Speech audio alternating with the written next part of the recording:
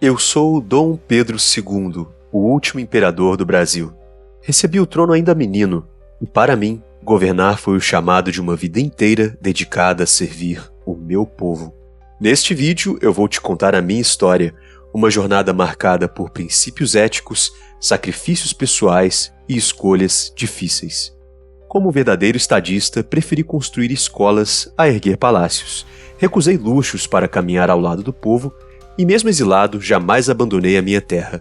Fique até o final e descubra como a minha trajetória, a de um homem simples com um destino extraordinário e um compromisso inabalável com o Brasil, pode inspirar uma grande transformação para o nosso país.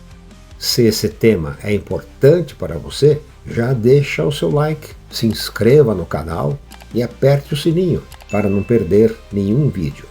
Meu nome é Pedro de Alcântara, nasci no Rio de Janeiro no dia 2 de dezembro de 1825. Desde cedo, a vida me apresentou a dor da perda. Minha mãe, a imperatriz Maria Leopoldina, faleceu quando eu tinha apenas 1 ano. Meu pai, Dom Pedro I, então imperador do Brasil, partiu para Portugal quando eu tinha 5 anos, abdicando do trono e me deixando aos cuidados de José Bonifácio, o patriarca da independência. Bonifácio foi como um pai para mim. Ele me ensinou que o Brasil precisava de um líder que colocasse a nação acima dos interesses próprios e governasse com integridade. Minha infância foi marcada por uma rotina intensa e disciplinada de estudos diários. Enquanto outras crianças brincavam, eu passava até 12 horas imerso em livros, estudando línguas clássicas e modernas, filosofia, história, matemática, geografia, direito, religião e ciências naturais. Ao longo da vida, alcancei o domínio de 17 idiomas. Esse empenho me transformou em um dos monarcas mais cultos da minha época. Aos 14 anos, minha vida mudou drasticamente. O Brasil enfrentava uma época turbulenta. Havia revoltas em diversas províncias, disputas entre liberais e conservadores, e a paz parecia um sonho distante. Em 1840, foi proclamada a Declaração da Maioridade, e assim assumi o trono. Eu era jovem e inexperiente, e muitos duvidavam que eu pudesse conduzir o Brasil, mas a responsabilidade que o destino me deu era maior que a minha idade. Naquele momento, prometi que seria o líder que meu país precisava, um estadista dedicado ao bem da nação que buscaria a paz, a justiça e o progresso para o meu povo. Decidi governar com simplicidade e respeito. Sempre recusei luxos. A vida que escolhi não era de ostentação. Eu andava entre o povo, visitava as regiões mais distantes do nosso Brasil, recusava carruagens pomposas, preferia caminhar e ouvir as pessoas. Aos 17 anos, casei-me com Teresa Cristina em um arranjo político entre o Brasil e a Itália. Tivemos 4 filhos, mas apenas 2, Isabel e Leopoldina, sobreviveram à infância. Durante meu governo, mantive um rígido controle das finanças públicas. Nunca aceitei aumentos ou privilégios. Meu salário permaneceu inalterado por quase todo o reinado. Nas viagens, eu pagava as minhas próprias despesas, recusando o uso do dinheiro público. Também destinei metade do meu salário à caridade e ao incentivo à educação. Sempre fui contra o desperdício e preferi a simplicidade, cortando cargos desnecessários e priorizando o que realmente beneficiava a sociedade. Um governo que sobrecarrega o povo com impostos, sem usar esses recursos com sabedoria, não sabe governar. A nação não pode prosperar se o peso dos impostos sufocar o trabalho do povo. Enquanto se puder reduzir a despesa, não há direito de criar novos impostos. Toda despesa pública deve ser justificada e retornar em benefício para a sociedade. A verdadeira economia não está em cortar despesas essenciais, mas em eliminar desperdícios e privilégios. O governo não pode gastar mais do que arrecada, sob pena de condenar o futuro da nação. Hoje, vejo um Brasil onde bilhões são gastos com luxos desnecessários, enquanto o povo sofre. Aos líderes de hoje, deixo um recado. A verdadeira grandeza de uma nação não está em palácios, mas nas escolas, hospitais e estradas que beneficiam o povo. Para mim, a educação sempre foi o verdadeiro caminho para a liberdade. Em 1837, fundei o Colégio Pedro II, com a missão de formar jovens capazes de construir um Brasil mais forte. Também criei bibliotecas, apoiei a criação do Instituto Histórico e Geográfico Brasileiro e mantive correspondência com grandes cientistas internacionais. Fundei o Instituto Benjamin Constant para promover o ensino e a inclusão de deficientes visuais. Fui um defensor da educação superior, incentivando a criação de universidades e outras instituições de ensino. Acredito que uma nação é forte quando é instruída, e sempre soube que o futuro do Brasil dependia da ciência, da educação e da cultura. Em minhas viagens, buscava constantemente aprender algo novo que pudesse enriquecer o nosso país. Meu desejo era que o Brasil fosse respeitado não apenas por sua riqueza natural, mas também por sua inteligência e progresso.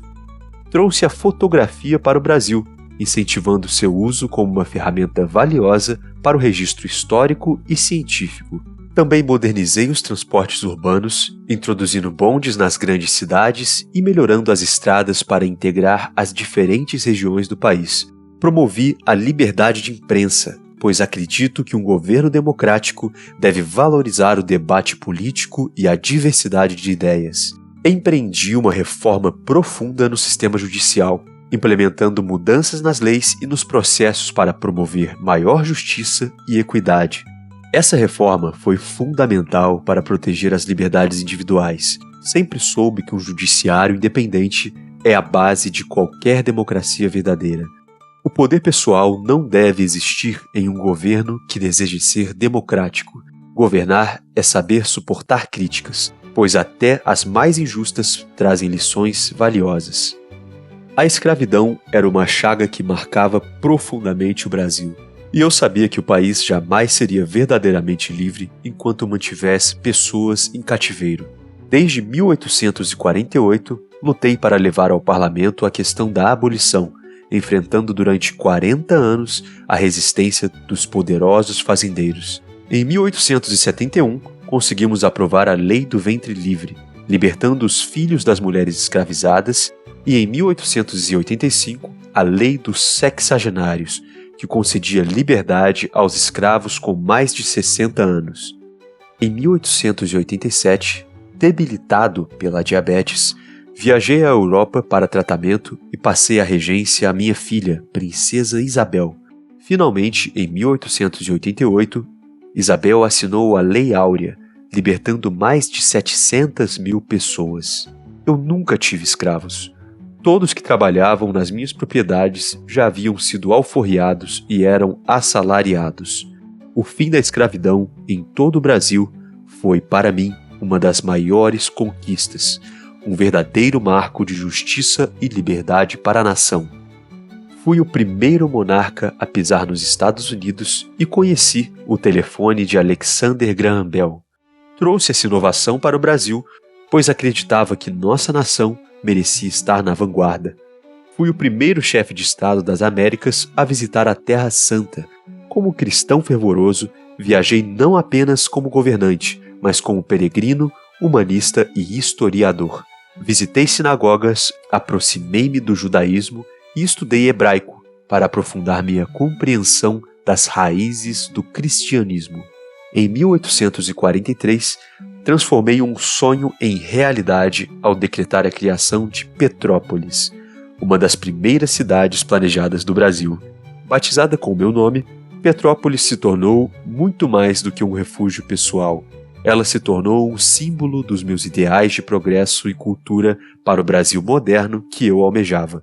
Passei muitos verões entre suas montanhas, cercado por cientistas, intelectuais e amigos, em conversas sobre o futuro do país. Quando o Paraguai ameaçou a soberania do Brasil, não hesitei em me alistar como primeiro voluntário. Sempre acreditei que um verdadeiro líder deve estar disposto a entregar tudo por sua pátria, inclusive a própria vida.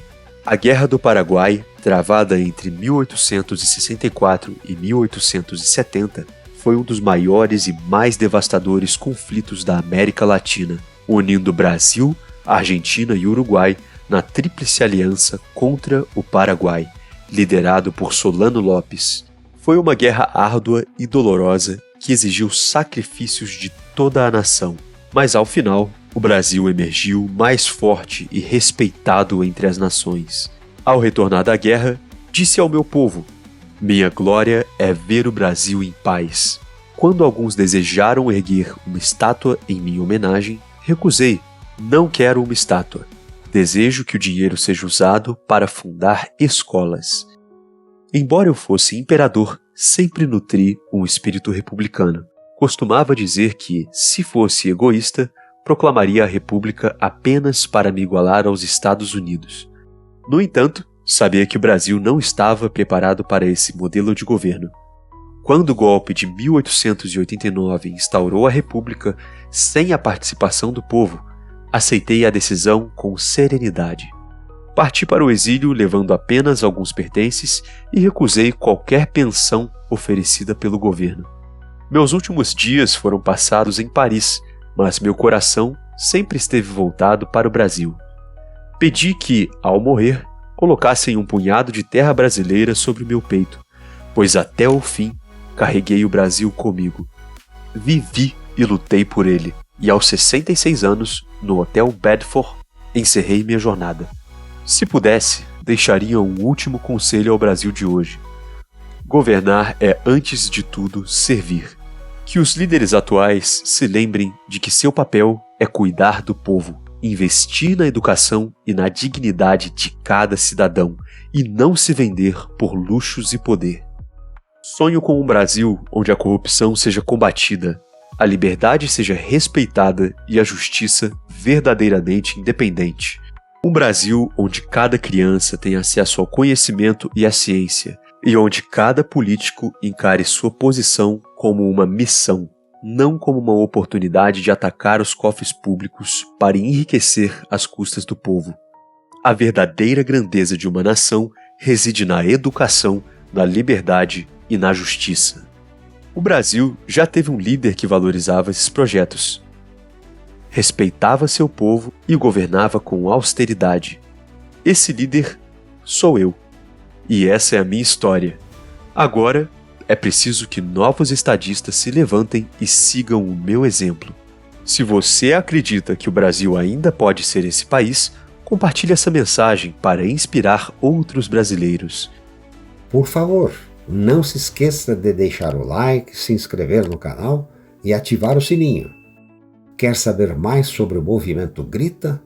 Clique no link na descrição e descubra como você pode fazer parte dessa iniciativa.